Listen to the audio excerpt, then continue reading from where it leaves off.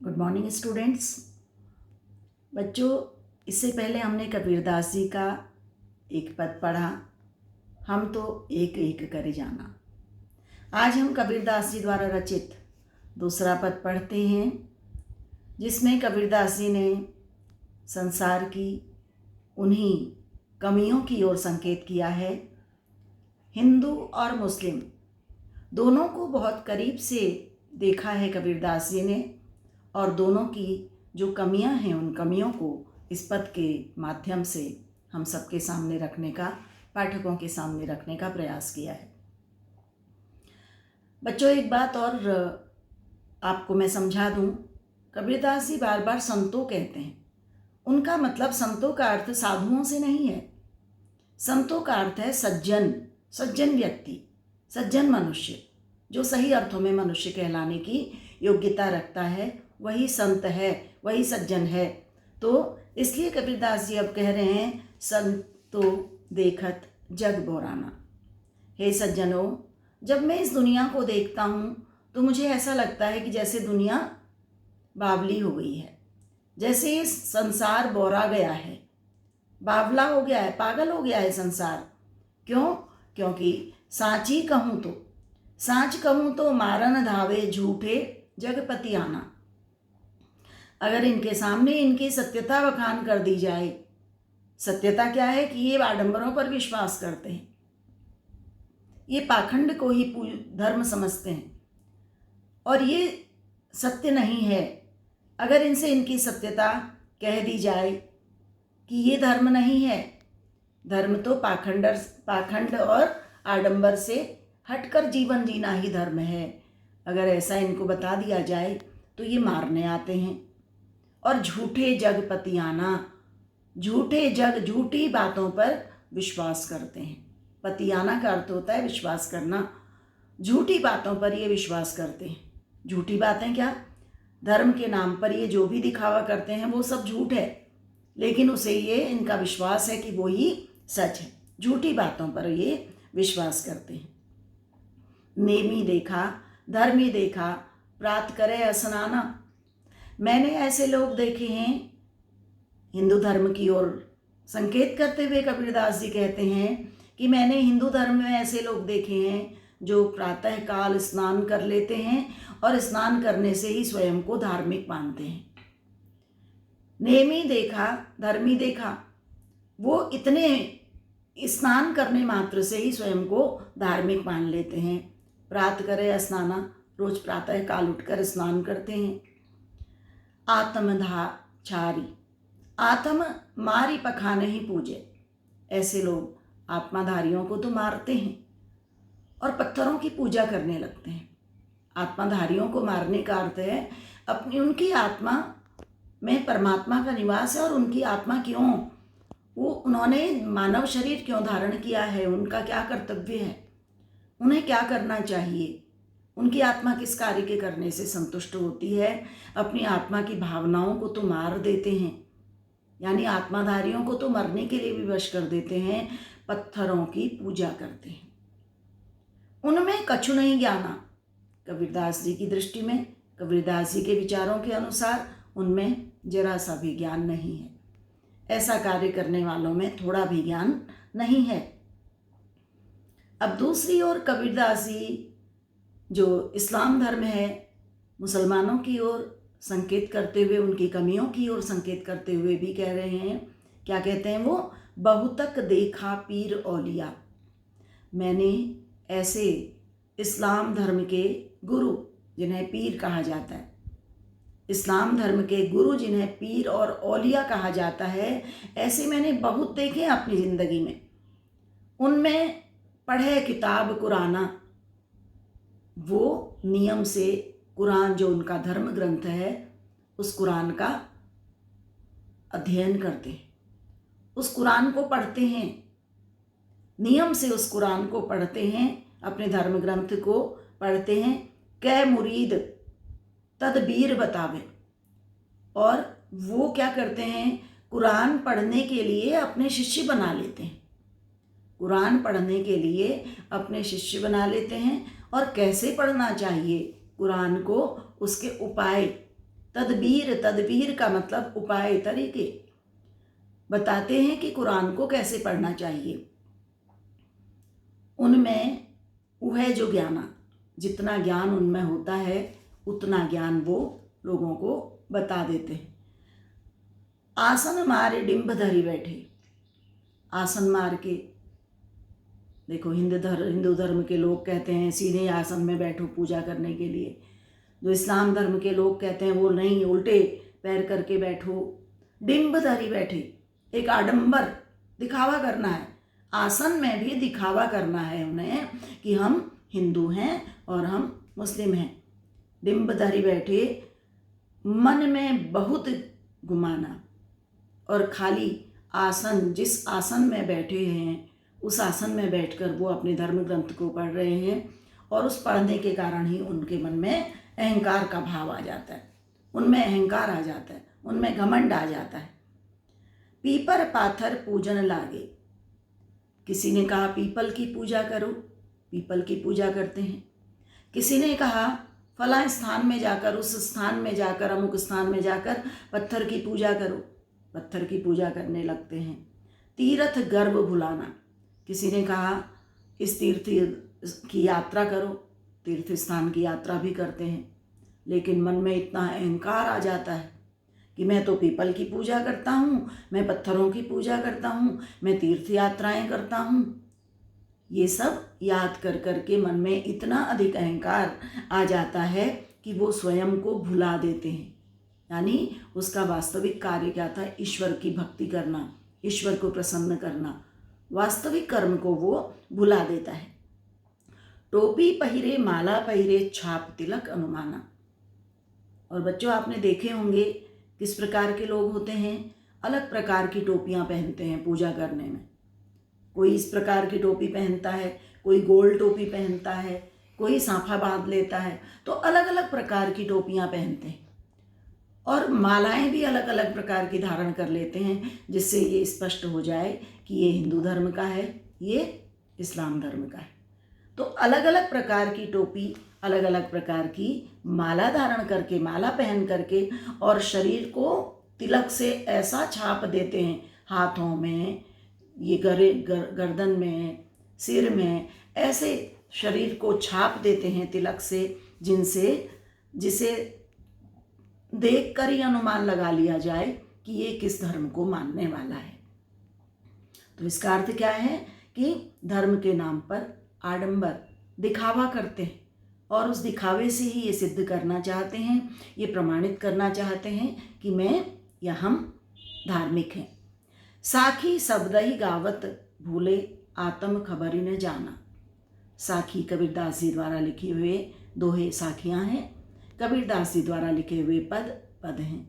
तो साखी शब्द वो पद हैं, कबीरदास जी ने जो पद लिखे वे शब्द हैं, जो दोहे लिखे वो साखियाँ हैं। साखी और शब्द नियम से गाते हैं, आत्म खबर ही न जाना, लेकिन आत्मा क्या है ये नहीं जानते। आत्मा क्या है, आत्मा के विषय में कुछ नहीं जानते। हिंदू को कहे मोहि राम प्यारा, तुर्क कहे रहीमाना।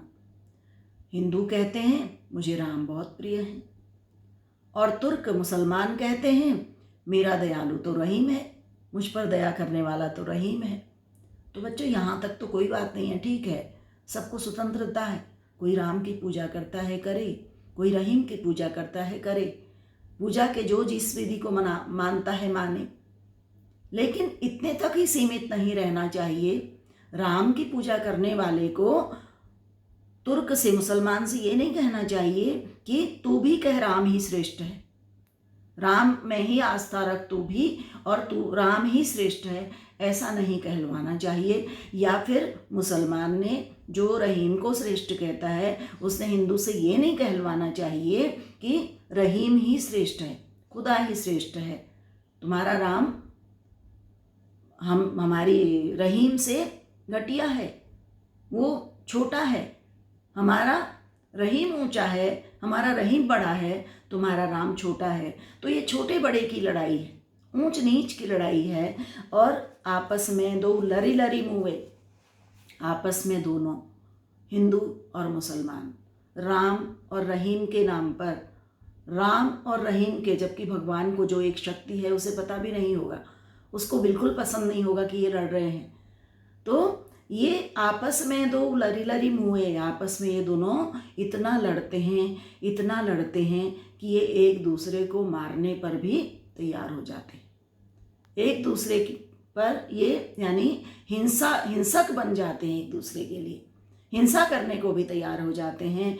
मर्म न काहू जाना, इस रहस्य को कोई नहीं जानते कि दोनों एक ही हैं, दोनों अलग अलग नहीं हैं, नाम अलग हैं लेकिन ये दोनों एक ही हैं। इस रहस्य को दोनों में से कोई भी नहीं जानता। घर घर मंत्र देत फिरत है महिमा के अभिमाना, ये दोनों क्या करते हैं, एक एक घर जाते हैं, घर घर जाकर अपने शिष्य बनाते हैं और शिष्यों से गुरु दक्षिणा के नाम पर ये धन मांगते हैं और उस धन के कारण इनके मन में क्या आ जाता है, अहंकार आ जाता है, घमंड आ जाता है, अहंकार आ जाता है। गुरु के सहित शिष्य सब बूढ़े, इन्होंने अपने शिष्यों को क्या शिक्षा देनी चाहिए थी, ये संसार समुद्र है, इस संसार रूपी समुद्र में कैसे जीवन निर्वाह करना है, कैसे जीवन व्यतीत करना है कि आप आराम से इस जीवन को, इस संसार रूपी समुद्र को पार कर लो, कैसे जीवन व्यतीत करना है ये सिखाना चाहिए था। लेकिन ये हिंदू मुसलमान के नाम पर लड़ते हैं और ऐसे ही शिष्यों को भी सिखाते हैं।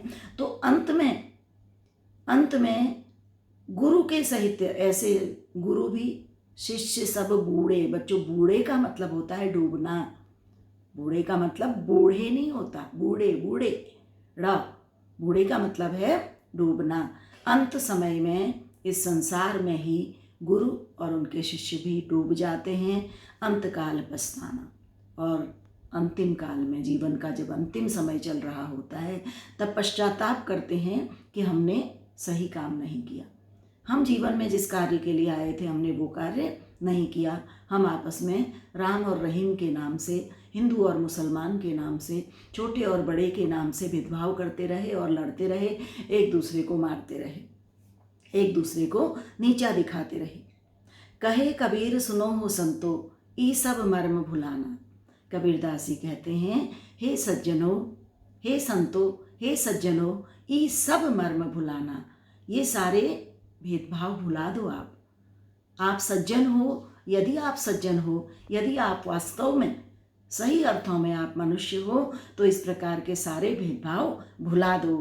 कैतिक कहो कहा नहीं माने, सहजय सहज समाना, इनसे तो कितना ही इन्हें समझा दो, इनको कितना ही समझा दो, ये हमारा कहना नहीं मानते, ये हमारा कहना नहीं मानते।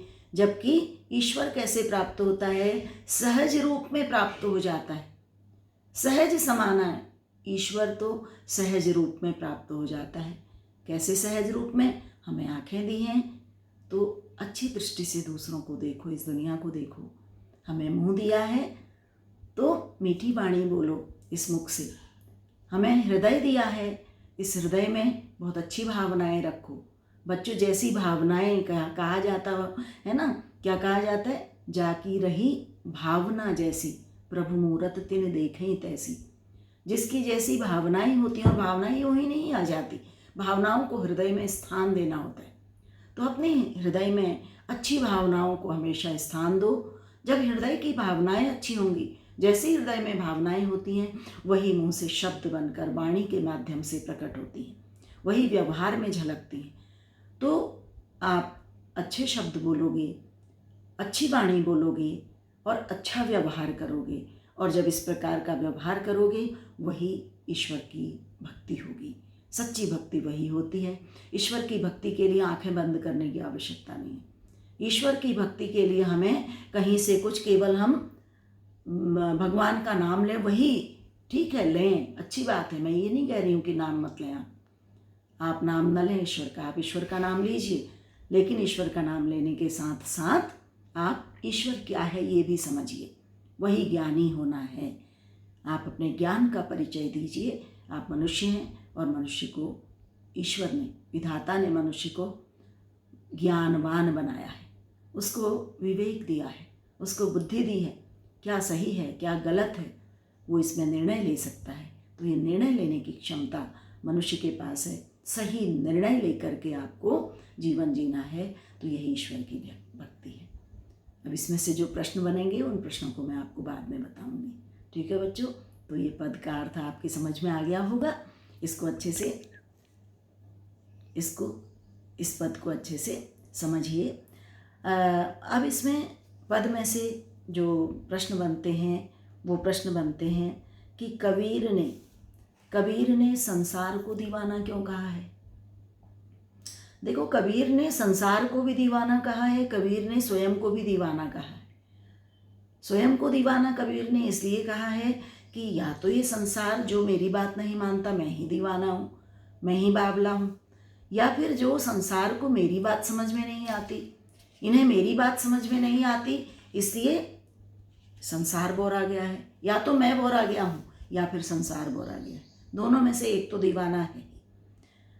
संसार बोरा गया है ऐसा क्यों? क्योंकि इनसे सही बात कहो तो सही बात इनकी समझ में नहीं आती, और झूठी बात पर ये विश्वास करते हैं। सही बात का मतलब क्या है कि ये पाखंड को सच मानते हैं। और कबीरदास जी कहते हैं कि पाखंड ईश्वर की भक्ति नहीं है, आडंबर ईश्वर की भक्ति नहीं है। ईश्वर की भक्ति में कहीं आडंबर और कहीं पाखंड नहीं है। और ये कहते हैं कि इस पाखंड और आडंबर में ही ईश्वर की भक्ति है, जिसे कबीरदास जी झूठ कहते हैं। तो ये सही बात पर तो मारने आते हैं और झूठ पर ये विश्वास करते हैं। अब कबीरदास जी कहते हैं कि अज्ञानी गुरुओं की शरण में जाने से क्या नुकसान होते हैं, क्या हानि होती है। बच्चों, इसका उत्तर बनता है कि जब व्यक्ति अज्ञानी गुरुओं की शरण में चला जाता है, तो क्योंकि वो गुरु ही अज्ञानी है, उन्हें किसी प्रकार का कोई ज्ञान नहीं है, तो वो अपने शिष्यों को भी ज्ञान नहीं देते, उन्हें भी ज्ञानी नहीं बना सकते। और अंत समय में वो इस संसार रूपी समुद्र को पार नहीं कर पाते, वो डूब जाते हैं, उनके शिष्य भी डूब जाते हैं, और पश्चाताप करने के अलावा फिर कुछ भी शेष नहीं रहता। यानी अब पछताए होत क्या, जब चिड़िया चुग गई खेत। अब पश्चाताप करने के अलावा उनके पास कोई चारा नहीं रहता। कबीर ने नियम और धर्म का पालन करने वाले लोगों की किन कमियों की ओर संकेत किया है। कबीरदास जी कहते हैं, नियम और धर्म का पालन करना केवल सुबह स्नान करना या पत्थरों की पूजा करना या तीर्थ स्थानों में चले जाना या पीपल पत्थर की पूजा करना, केवल यही नियम और धर्म का पालन करना नहीं। इसके अतिरिक्त हमारी आत्मा जिस कार्य के करने से संतुष्ट होती है और हमारा जो कार्य है, ईश्वर की जो वास्तविक भक्ति है, वास्तव में जो ईश्वर की भक्ति है, उस भक्ति के द्वारा सहज रूप में हमें मधुर भावनाएं अपने हृदय में रखनी चाहिए, हमें मधुर व्यवहार दूसरों के साथ करना चाहिए, हमारी वाणी से मधुर शब्द निकलने चाहिए, अच्छे शब्द, अच्छे विचार हमारे मस्तिष्क में होने चाहिए, अच्छा व्यवहार हमारा होना चाहिए। तो बच्चों, ये भी किसी ईश्वर की भक्ति से कम नहीं है। कबीरदास जी इसी को सहज भक्ति कहते हैं, इसी को सहज जीवन कहते हैं। आंखें बंद, भगवान ने हमें आंखें दी हैं खुली हुई, तो इन खुली हुई आंखों को खुला रखो। बस सोते समय आराम करने के लिए, विश्राम करने के लिए आंखें बंद करो, बाकी आंखों को खुला रखो। और बाकी बच्चों, जब बच्चे का जन्म होता है ना, उस समय बच्चा जब तक आवाज़ नहीं निकालता, रोता नहीं है, डॉक्टर और नर्स परेशान हो जाते हैं कि उसको मारते हैं, पीटते हैं, उसको थोड़ा सा इस प्रकार की कोशिश करते हैं कि बच्चा रोए, यानी आवाज़ निकाले। तो कहने का अर्थ क्या है, और जब बच्चा रोने लगता है, जब वो उसकी आवाज़ सुनाई देती है, तब सब लोग बेफिक्र हो जाते हैं, निश्चिंत हो जाते हैं। तो ईश्वर ने हमें क्या दी है? आवाज़ दी है। हमें आवाज़ दी है तो हमें चुप थोड़ी रहना, हमें मुंह दिया है, हमें वाणी दी है। भगवान का ये वरदान है हम पर कि हमें वाणी दी है, हमें चुप नहीं रहना है, लेकिन साथ में हमें सोचने समझने की शक्ति भी दी है, हमें ज्ञान भी दिया है कि क्या बोलना है और क्या नहीं बोलना है, कहाँ पर हमें क्या बोलना है, कहाँ पर हमें क्या नहीं बोलना है। ये सही और गलत का निर्णय लेने की क्षमता भी दी है। तो हमें सही गलत का निर्णय लेकर बोलना भी है, व्यवहार भी करना है। और जो इस प्रकार व्यवहार करता है, ऐसी वाणी बोलता है, वही वास्तव में ईश्वर का भक्त है। और ऐसा व्यक्ति सहज जीवन व्यतीत करता है। अब इससे आगे बाद में पढ़ेंगे। कबीरदास जी के 2 ही पद थे क्लास 11th में। दोनों पद आपको समझा दिए हैं और दोनों पदों के प्रश्नोत्तर भी करा दिए हैं। चलो इससे आगे फिर पढ़ेंगे।